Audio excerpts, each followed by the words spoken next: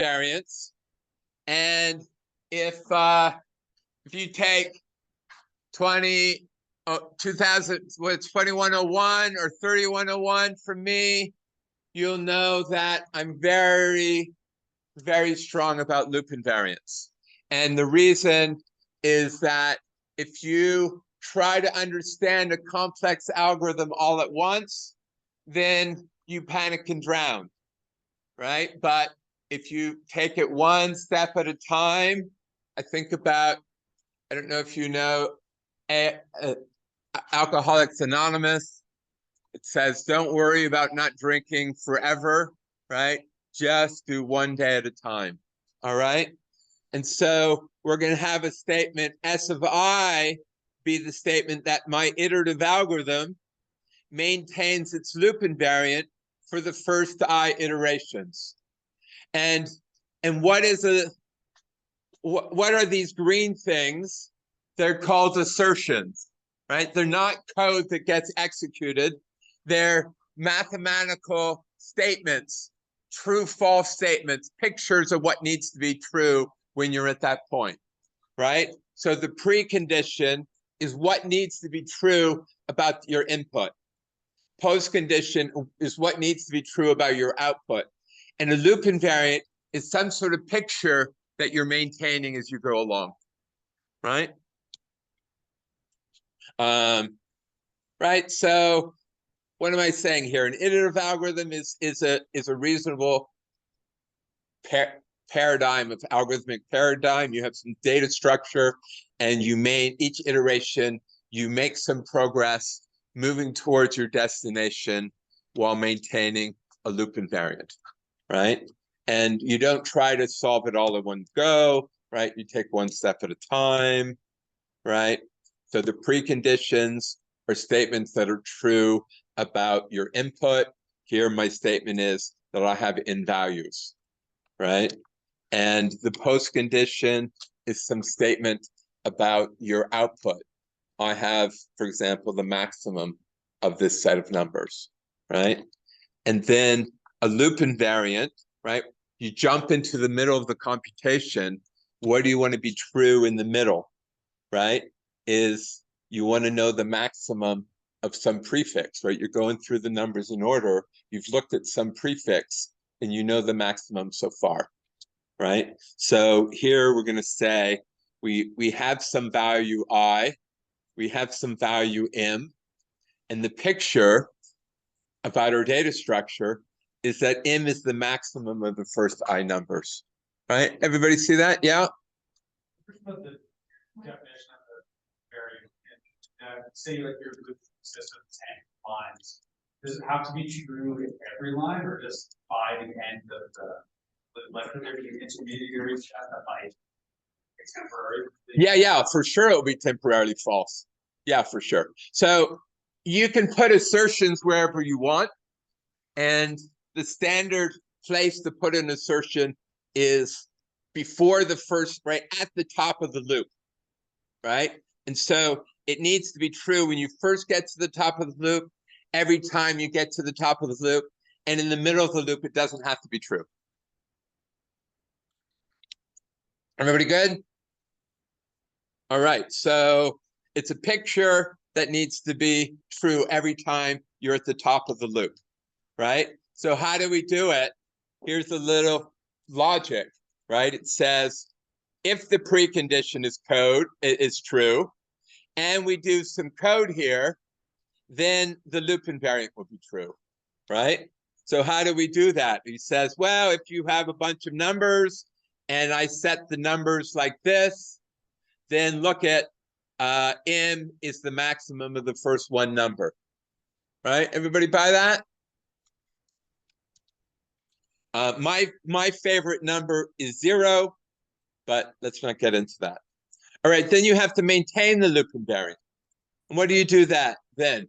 I say you fly in from Mars, meaning you have no idea what happened in the past, right? You know nothing about anything except you're assured by your oracle that the loop invariant is currently true, right? And you're also assured that we're not done yet. And you're assured that this code gets executed. And from those, you want to prove that when you come around again, the loop invariant's true, right? Does that make sense? So what are we going to do? We're going to say, hey, one advantage of a loop invariant is it tells you what's been done already, right? I see here that m is the maximum up to I, right? So what's the next thing I have to do is I have to sort of look at the I plus first value, right? And I can compare my old value of n to my I plus first value, right? And once I do that, the loop invariant's no longer true until I increment I, right? And right, I keep doing that until I exit, right? Everybody good with that? And then what do I have to say? Well, I've dropped out of the loop, and the oracle is assuring me that the loop invariant's true. Why? Because I've maintained it. And she assures me that we've exited. Why? Because we dropped out of the loop. And then I do this little code at the bottom, and from those, I have to get the post condition, right? And how do we do it? Well, the loop invariant says we have the maximum up to I. The exit condition tells me that I is n, and hence I have the maximum up to n, right? And what does the post condition say? Well, I've returned that maximum. So what does my code have to do? It just has to return my value of n, right? Everybody see that? All right.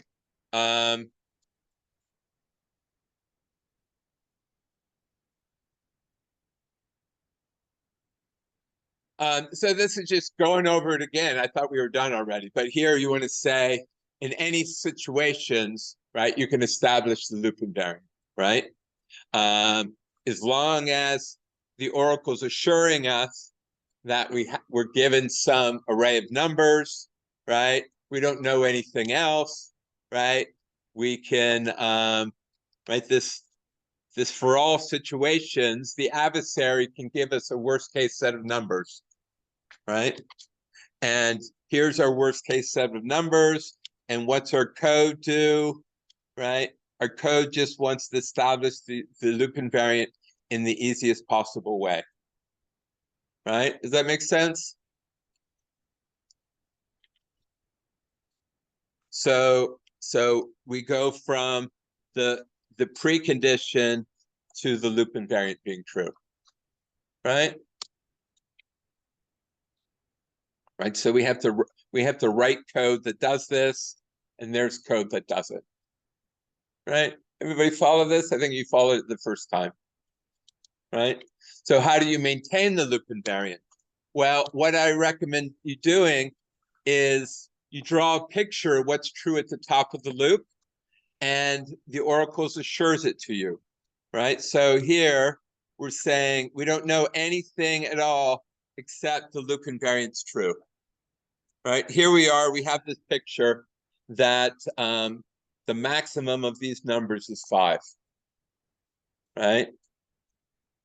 We've considered it a completely arbitrary situation, except for we know that the maximum of the first I is m, right? And then what do? We have to write this code. So what does the code do? Tries to make some progress while maintaining the loop invariant. Right? We write code that does this. So when you're writing code, I recommend you draw a picture. Right? Here's the picture of what's true when you're at the top of the loop. You go around the loop, and then here's the picture after you've gone around again. Right? So all we need to do is write code to get us from this picture to this picture. Right? And what's the code going to do? Right? It's going to just kind of what we did. Right? Does that make sense? All right. And then the post condition, right? Yeah, we have to get the post condition is true, right? So we're assured by the loop invariant that we have the maximum of the first I. We're assured by this oracle that I equals n, right? And so then we put two together and we're done. Right? Everybody good? Any questions about this? If you don't take 31 from me, try to remember this. Okay?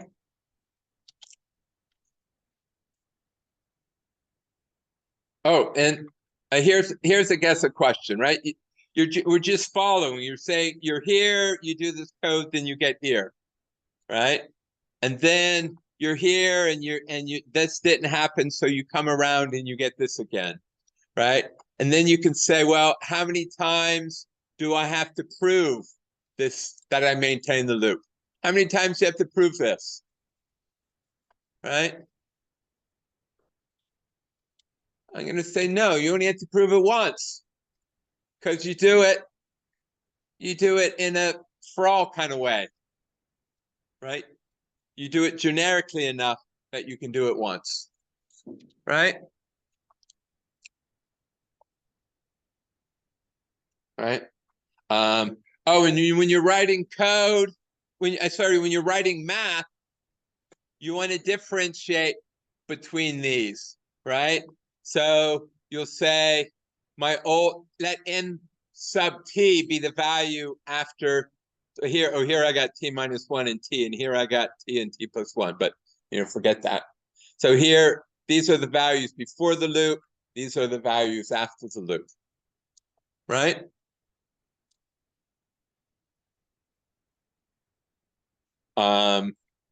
Right. So this is math, while if you drop those, you get code, right? Everybody see the difference between math and code, right? This is telling me the relationship between the old values of m and the new values of m.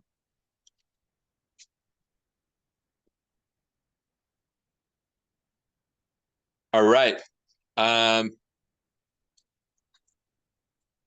Everybody get that example? All right. So here's another example, and we could go into lots of detail. I've had lots of slides on this, and sometimes I cut them down to a few slides, and I forget which one we have here, whether we have lots or few. But if we have lots, we'll go over them fast. All right? We're going to try to solve a differential equation, right? So xt is going to be how high we got a spring with a weight on it that's bouncing up and down, right? And we want to plot the curve where x at t is how high the spring is at time t, right? And right. And now we get the maximum value. Here's the maximum value it's going to have and the minimum value it's going to have, right? And then we can say, well, if this is where it is, right? Then if you've all taken calculus, you take the derivative of where it is and you get how fast it's going, right? And then you take the derivative of that and you get how much it's accelerating, right? And then you can say, well, I'm at the top of the peak, and then, right, so I'm going here I'm at the top, so I'm as high as possible, right? But I've stopped, right? I'm not moving. And what am I doing? I'm accelerating down as fast as I can because it's, the gravity is pulling me down, right? And here I'm right at the kind of the neutral spring place, right? So I'm moving down fast, right? But I'm not accelerating, right? And here I'm down as far as I could be. So I've stopped again, but I'm being pulled, accelerating up by the spring, right? And then in the middle, right? I'm moving fast past, and then I stop at the peak again, right? Everybody follow that, right? And then we can say, hey, Newton comes in and says that the force, the acceleration, and the force all relate like this, right? Here's the force, mass times acceleration, right? So that we can calculate the acceleration to be the force divided by the mass, right? And then we can ask, what's the force when you pull so hard, right? And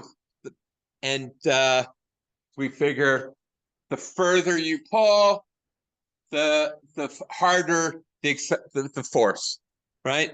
So the force increases linearly with how far you pulled it, right? Right. So that basically tells us that our acceleration is the negative of how far we pulled it, right? All right, so that's enough of that. So we can have here a statement S of t, which says that for every real number t, we've plotted the graph up to t, right? Now, can we do induction over the reals? Yeah. All right. All right. Here I'd say, well, we plotted it and we know x, we know the velocity, right? Can you right? Can you do the deduction of the reals? Not really, but you can just choose your favorite epsilon. Yeah. Is this going to be on the test? Oh, absolutely. That's tomorrow, Wednesday. No. I'm sorry, I'm lying to you. It's certainly not on Wednesday's test. Yes. And induction will be on the test. Will you need to know all this physics stuff? Not for me. Yeah. So I have a question. So I still remember from last time you said like there'll be this game question. Yeah. There'll be like I think you have to come up with a model question. Yeah. And there'll be so but I forgot what the third question would be. The third question will be about. All right. So let me say what the test is. There are 3 sentences which will not surprise you. They're things that look similar to things you've seen before. And for each one, you have to either prove that it's a tautology, i.e. it's true in every model. And you can either do the game or a formal proof or some combination of the two, but make sure your proof is readable. Or you'll have to say it's not a tautology, in which case you'll have to come up with a model in which it's not true. All right? Any questions about the test? All right. So, yeah. So all 3 questions will be like this. So the question, so like the test where you're talking about right now, will they be like all, it won't be like the same question, but so all 3 of them will have like, you have to prove it using the game or like formally, and then you have to like, so a counterexample, if it's not tautology, you have to find a counterexample. So all questions are like that, or like only just one? There's 3 questions and they're all like that. All right. So we can't do induction on the reals, but you can discretize it to any epsilon you want, and then you can do induction. All right. In fact, there are certain conditions you can add in which you can even do it under induction, do induction on the reals. All right. So this is what we're right. So you can do induction over these epsilons, then you. All right. So now how do you plot it? Right. We want to plot it for all t, and so what do you do? Right. So we do induction. Right. So you have to first plot it up to 0, which isn't saying much. Right. We're saying at the beginning, you know where it is, you pulled it up or you dropped, you've done something. Here, I guess you've lifted it up and you know that it's not moving, right? And so then, right? So you know what's true at the beginning, right? And then that establishes the loop invariant, right? And then how do you maintain the loop invariant? Well, you assume that you've plotted it up to some place, right? And then you say, now you have to plot it up to the next place, right? And how do you do that? Well, right, you've plotted it up to there. You have to plot it a little bit further. And so you're just, you can just put in a little line there, right? So you know that the loop invariant says you know where you are at time t and tells you how fast you're going at time t, right? So that means you know how to plot this little line, right? Because you know where you are and you know the slope. And then, right, so there's the equation, which, yeah, if you don't know this, everybody know about balancing units, right? You should be able to balance units. And then, right, so then, and we know the acceleration, right, because we know where we are. So then you can calculate your new velocity. Right? Everybody get that? All right. And that completes the proof. Everybody good with that? All right. So here's another sort of induction proof. Konig's lemma. It says, let T be a rooted tree. Right? Here's a tree, right? What is a tree? It has a root node, and then every node has a bunch of children, right? And we're going to say that the number of nodes in this tree is infinite, right? Then we're going to claim either there exists a node that has infinite degree, right?